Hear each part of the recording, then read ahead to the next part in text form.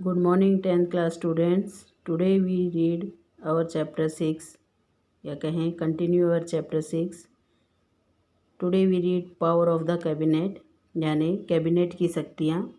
Article 74 जो है constitution में वो कहता है कि जो कैबिनेट है वो असिस्ट करता है बेटा. असिस्ट मीन्स सहायता करता है प्रेसिडेंट की किस में, एडिटिंग करने और कंसंट्रेशन करने में उनके वर्क को, यानी प्रेसिडेंट के काम को एडिटिंग करने में और कंसल्ट करने में हेल्प करता है. लेकिन दिस इज़ द ट्रेडिशनल, ये एक ट्रेडिशनल टर्मिनोलॉजी है.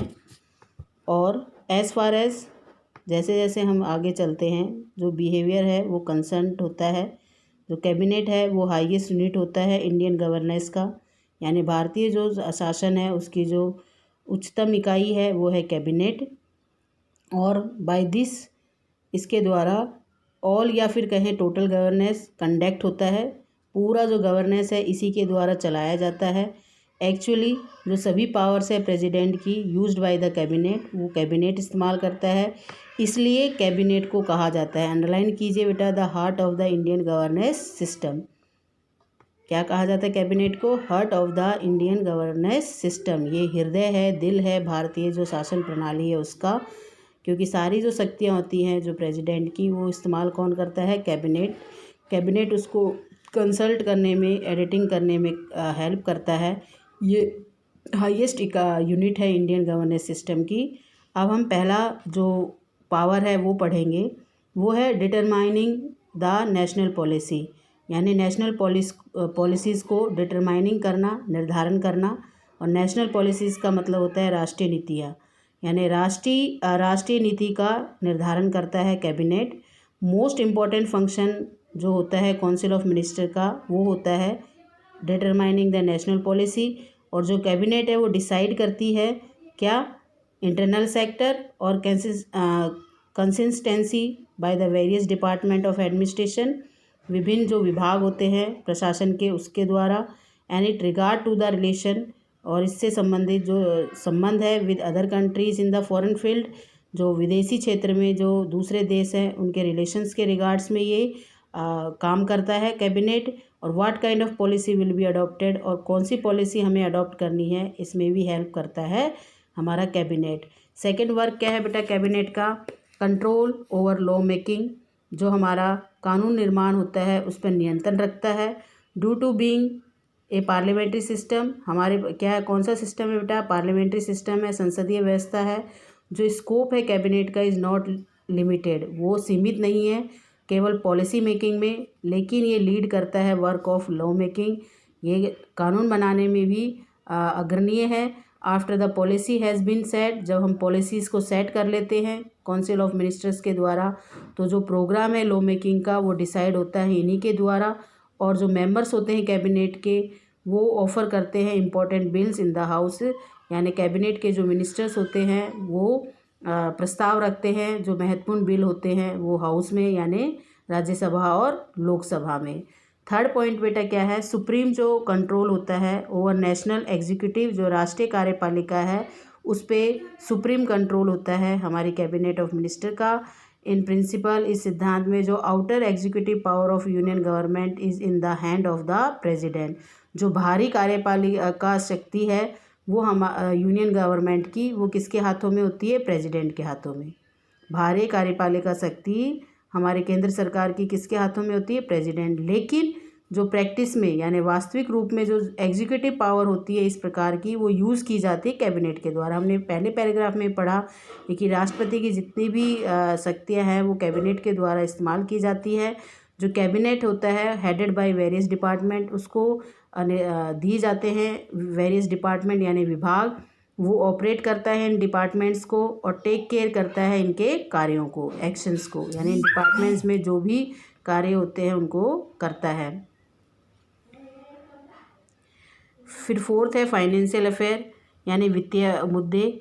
जो कैबिनेट होता है वो रिस्पॉन्सिबल होता है डिटरमाइनिंग करना economic policy of the country, यानी देश की जो आर्थिक नीति है उसका निर्धारण कौन करता है? कैबिनेट करता है. फॉर दिस, इसके लिए वो प्रेजेंट करता है detail of possible income expenditure, यानी बजट को क्या करता है? प्रेजेंट करता है देश का जो बजट होता है उसको प्रेजेंट करता है पार्लियामेंट में हर साल, संसद में हर साल देश का बजट पास होता है। जो फाइनेंस मिनिस्टर होता है वो प्रिपेयर करता है इस बजट को, किस आधार पे, पॉलिसीज़ के आधार पे जो सेट की जाती है कैबिनेट के द्वारा, और that is what he present in the Lok Sabha, और जो वो प्रेजेंट करता है लोकसभा में। All other money bill are also present by the cabinet in the Lok Sabha, और जो दूसरे मनी बिल्स हैं वो भी प्रेजेंट किए जाते हैं कैबिनेट के द्वारा लोकसभा में। 5th पॉइंट है बेटा अपना कंट्रोल ऑफ फॉरेन अफेयर, किस पे नियंत्रण रखता है बेटा, विदेशी मुद्दों पर। जो फॉरेन रिलेशन है भारत के are govern by the cabinet only, केवल कैबिनेट के द्वारा ही गवर्न किए जाते हैं, शासन किया जाता है। They declare anything related to war, वो डिक्लेयर करता है कुछ भी जो युद्ध से संबंधित हो या शांति से संबंधित हो, वो डिसाइड करता है कि क्या रिलेशन होना चाहिए, has to establish with other countries, यानी कैसे संबंध होने चाहिए हमारे दूसरे देशों के साथ, ये भी कैबिनेट डिसाइड करता है। यानी फॉरेन रिलेशन जो भारत के हैं उस पर कैबिनेट का शासन होता है, वो डिक्लेयर करता है वॉर और पीस से जुड़े हुए घोषणाओं को, और वो डिसाइड करता है कि उस दूसरे देशों के साथ हमें अपने संबंध कैसे स्थापित करने चाहिए। अब हमारा 6th पॉइंट देखिए बेटा, पावर ऑफ अपॉइंटमेंट, यानी नियुक्ति की शक्ति भी है हमारे कैबिनेट मंत्री के पास। थ्रू द कॉन्स्टिट्यूशन, संविधान के द्वारा जो प्रेसिडेंट है given the power to appoint, president को क्या पावर दी गई है, अपॉइंटमेंट करने की पब्लिक ऑफिसर्स जो होते हैं। और इन प्रैक्टिस, वास्तविक रूप में जो ये ऑफिसर्स होते हैं वो अपॉइंट किए जाते हैं कैबिनेट्स के द्वारा, क्योंकि ये प्रेसिडेंट इनकी कंसल्टेशन के बिना अपॉइंट नहीं करता है। Work of controlling of the power of executive in the India is done by the opposition, जो एग्जीक्यूटिव की जो पावर्स होती है उस पे जो कंट्रोल का कार्य होता है वो विपक्ष के द्वारा किया जाता है, यानी कार्यपालिका की शक्तियों पे कैसे नियंत्रण करना है ये काम होता है अपोजिशन का, विरोधी दल का, विपक्षी दल का। और अपोजिशन कंट्रोल करता है पावर ऑफ द पार्टी, जो पार्टी की शक्ति है उसको, और गवर्न करता है गवर्नमेंट सिस्टम को। अकॉर्डिंग टू द कॉन्स्टिट्यूशन, संविधान के अनुसार, इन्फ्लुएंस यानी प्रभाव और जो कंट्रोल है गवर्नमेंट का बाय द फॉलोइंग मीन्स, इसका मतलब है यही कि वो कंट्रोल करे, इन्फ्लुएंस करे, प्रभावित करे गवर्नमेंट के को। और संविधान ये कहता है कि कैबिनेट ये दोनों कार्य करे, सरकार को प्रभावित भी करे और सरकार को नियंत्रित भी करे, इसका मतलब यही होता है। तो आज हमने क्या पढ़ा बेटा, पावर ऑफ कैबिनेट। एक कैबिनेट कितना इम्पोर्टेंट है बेटा हमारे लिए, ये आर्टिकल 74 में इसका वर्णन किया गया है। और ये कहा गया है कि जो कैबिनेट है उसका हाईएस्ट यूनिट होती है इंडियन गवर्नेंस की, टोटल गवर्नेंस कंडक्ट करता है ये। जो पावर होती है प्रेसिडेंट की, वास्तविक रूप में वो कैबिनेट के द्वारा ही इस्तेमाल की जाती है, इसलिए इसको heart of Indian governance system कहा जाता है।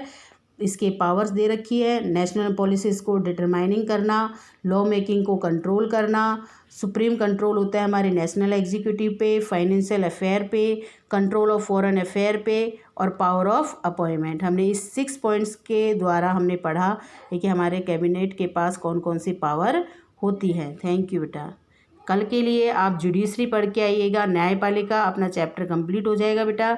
ये 6 जो चैप्टर है वो लास्ट टॉपिक है अपना जुडिशरी यानी न्यायपालिका। थैंक यू बेटा।